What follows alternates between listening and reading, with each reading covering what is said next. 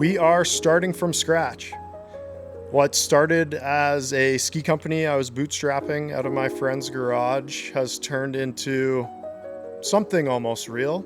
And so we are here in the new factory, still getting set up, but I wanted to give you guys a sneak peek to what we have going on, some of our plans, and kind of get everybody fired up for the pre-sale and this winter season.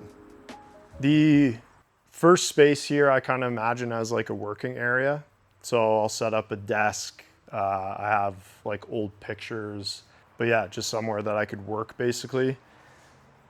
I see this as kind of like both a ski factory, but also like a studio. So I want space where I can chill out and relax and kind of create, as well as build the skis and that kind of thing. I don't know, going to an office every day, it just wasn't for me. Like, I did not feel like I belonged there. We were all just kind of marching in line slowly towards this thing that didn't make a difference to anybody. I want more out of my life than that. I had a lot of trouble buying in.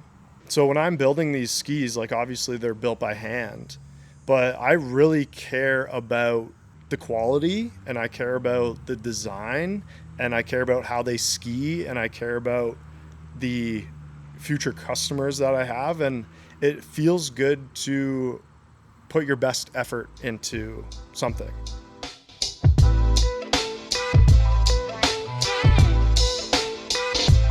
Then as we move in,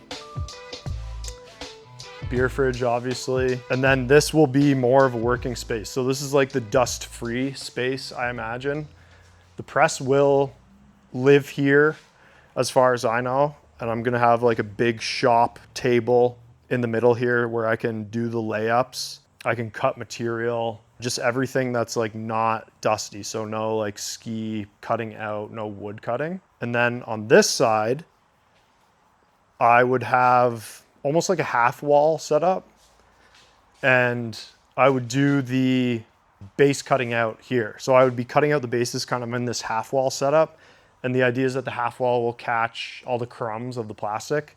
So it's not like dusty, but it still makes a little bit of a mess. So I kind of want a half wall area. I think it was 2019, I was in Revelstoke and I was kind of standing over the edge of the top bowl, and the thought crossed my mind for the first time, I really think I could build skis.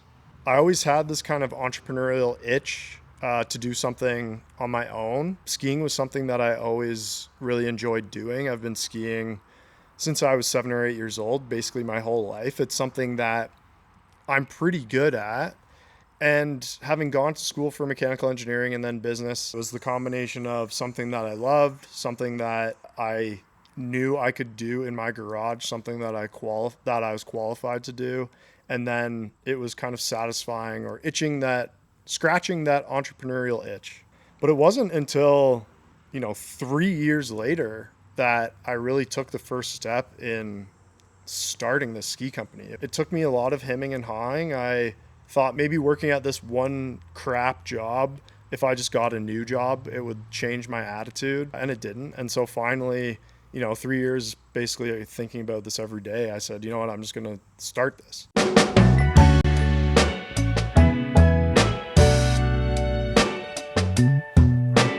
And then back here, I'm going to build a wall across this beam. And then everything that's creating dust is going to be done in the back.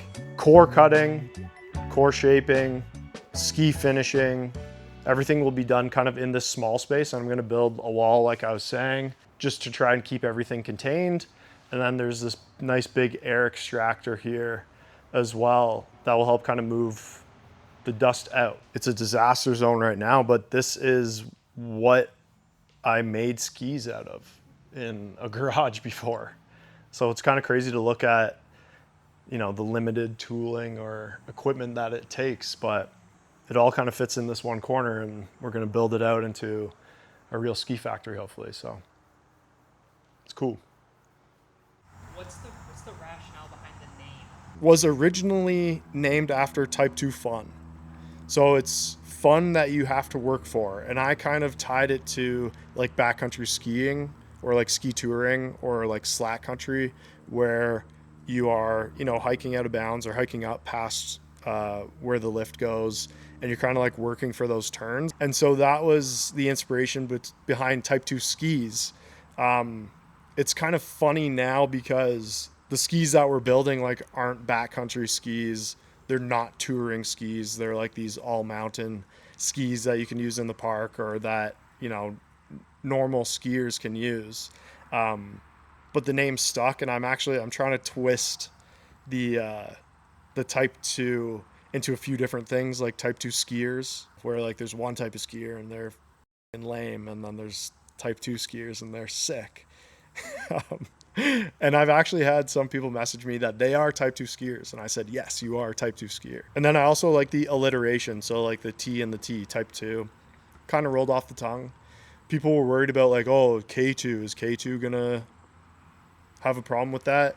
I don't think you can trademark a number, so I don't ever think it'll be a problem. If I'm big enough that K2 is worried about the name Type 2 skis, then I've done better than I ever could have imagined.